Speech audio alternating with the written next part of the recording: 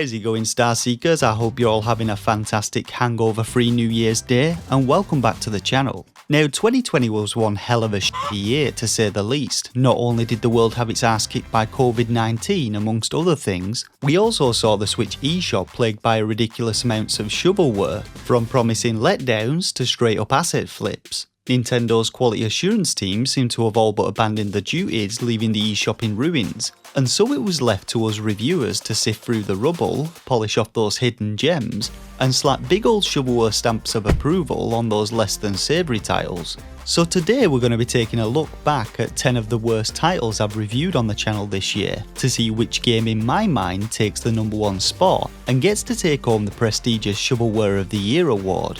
Now, I'm also going to be giving away a game key for 3 great games, those being Frederick 3, Green Hell and Hotshot Burn, so keep watching to find out how you can enter into the draw for them, and let's get started. So kicking things off at number 10, we have a game that I wouldn't exactly say is shovelware, but it's certainly one of the worst Switch ports I've seen this year. The Last Dead End is plagued by poorly programmed enemy AI which frequently goes apeshit and struggles to even attack you, some creepy Microsoft Sam voice acting from the game's main protagonist, Hello, Bahar. and a bunch of other bugs which inevitably stopped me from getting any further in its less than stellar main story mode. The game had a survival mode which also had troubles with AI pathing, and The Last Dead End also suffers from some terrible frame rate drops, despite it looking like someone took a shit in your eyeballs and then set them on fire. Overall, The Last Dead End is a game best played on anything but the Nintendo Switch. Taking the number 9 spot is another ISO known as Dongo Adventure. Now, if the name alone wasn't enough to put you off, then its visuals and plethora of bugs might do.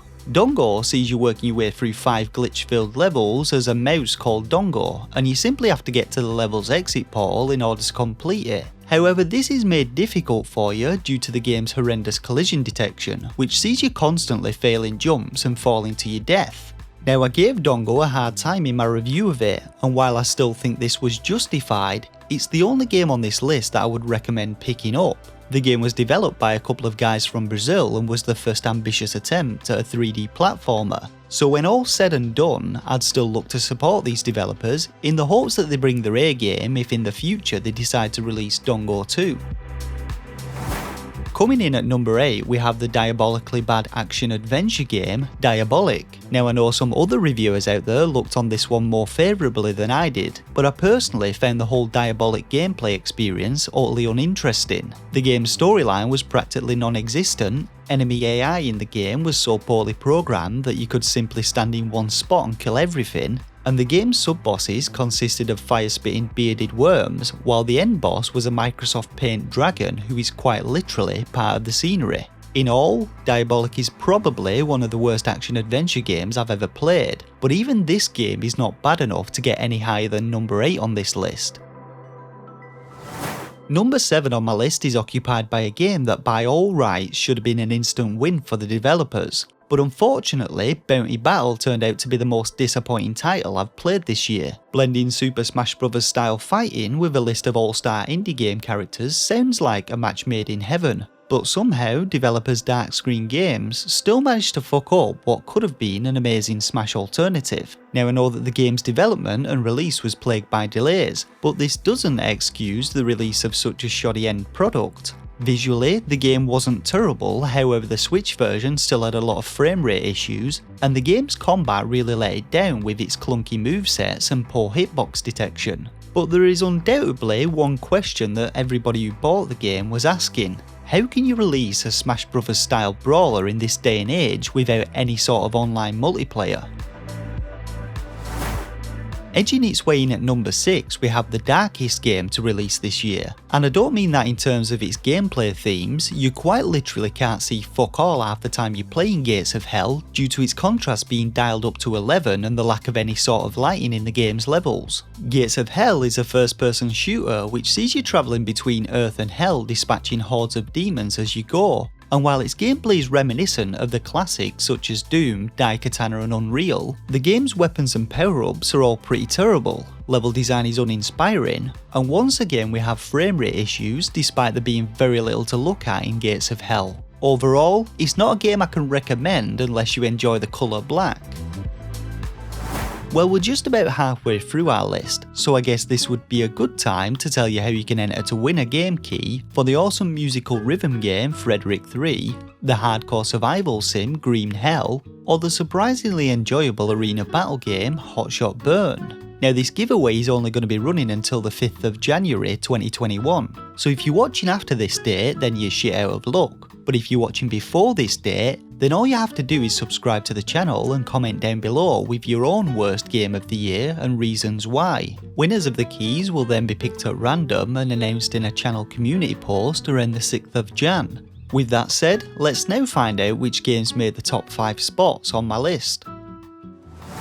Number 5 on my list is an arcade top-down twin-stick shooter called Troubleshooter. Not only do the game's visuals look like you're playing Minecraft with cataracts, gameplay itself is boring as shit, though actual feces is probably more interesting than Troubleshooter.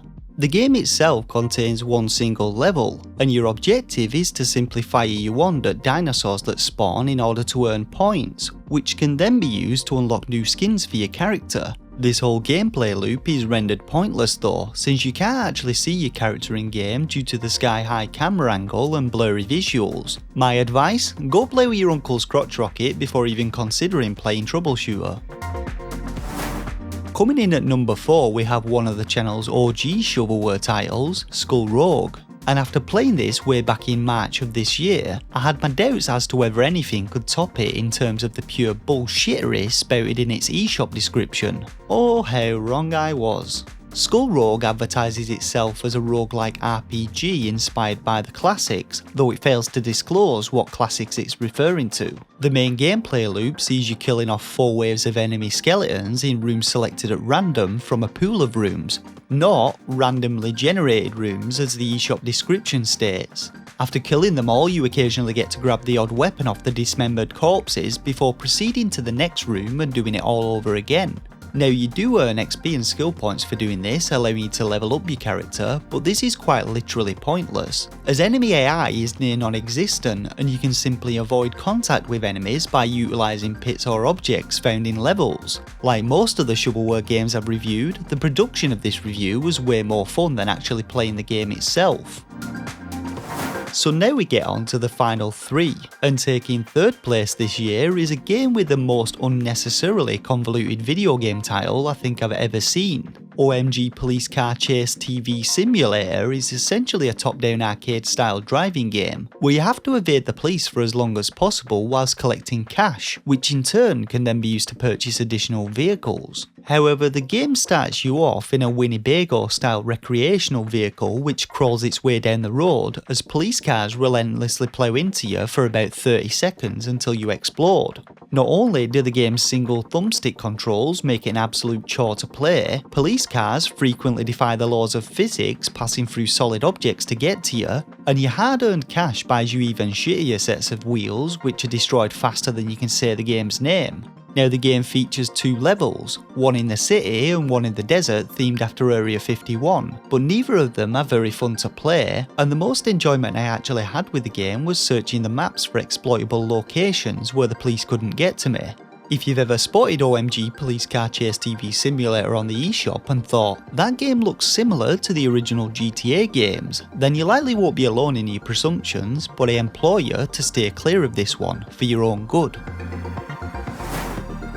Coming in at number 2, we have Spy Hack.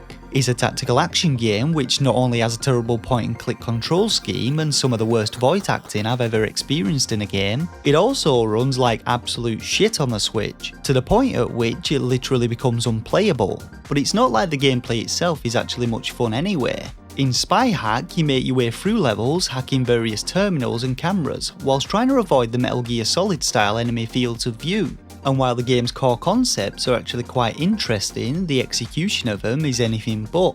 Each hack that you perform requires you to play tedious mini-games which slow the game's pace to a crawl, and combat in Spy Hack is also depressingly dire, with guards performing one-shot kills on you the second they spot you.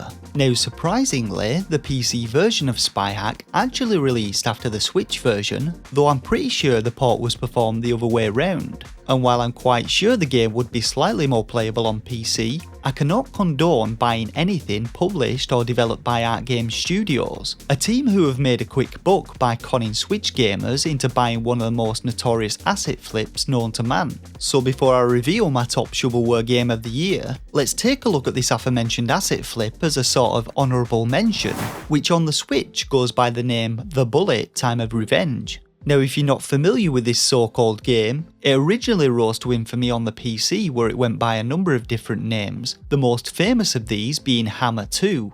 You can still play Hammer 2 on countless websites, but it's also still up for sale on Steam by another well-known asset flipping developer called Rewind App, and I recommend you don't buy anything from these bellends either. If you're wondering what an asset flip actually is, then it's basically buying pre-made assets from online repositories such as the Unity store, then packaging them and selling them as fully fledged games without actually modifying them in any meaningful way.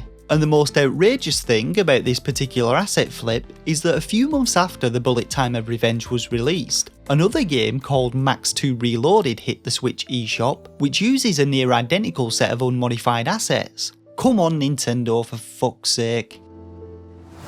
So moving finally onto the number one spot to reveal which of the many games I've reviewed this year gets to receive the Shovelware of the Year award. Unsurprisingly, the top spot is occupied by a game that many long-time viewers will be very familiar with. It's none other than the godfather of shovelware games, Super Loop Drive. Now, if you want to know why this particular game is number one on my list, then I'll summarise Super Loop Drive's earth-shatteringly dull gameplay in a single sentence. Drive in a circle, avoid cars, collect coins. That is it, nothing more needs to be said about this title. Gameplay in Super Loop Drive sees you placed onto one of two tracks, where you basically drive around a circle patch of road in a clockwise direction, accelerating and braking to avoid cars on the adjoining circle. Each loop you perform rewards you with a single coin on the easy track, or 2 coins on the hard track, which, to spice things up a little, features a road running through the centre of it.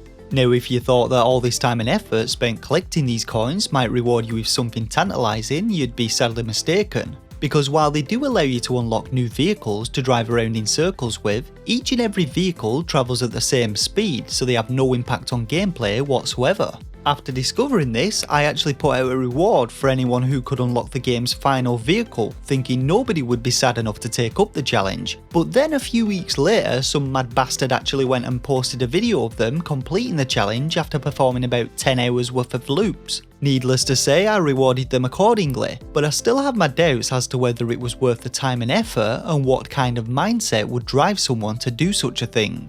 When all's said and done, Super Loop Drive will always have a place on the channel, as it sets the bar as low as it can go in preparation for a future generation of shovelware titles.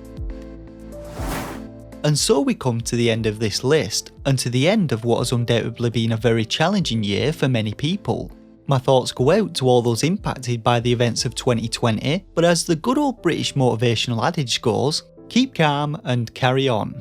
Carry on into 2021 and onwards, which surely can't be any more of a shit show than the last year has been, can it? I want to end this video by saying thanks to all my viewers and subscribers for all of your support this last year. It's really meant a lot to me. I hope you've all had a very happy new year, and I'll see you all in 2021. Take care of yourselves, Star Seekers, and game on.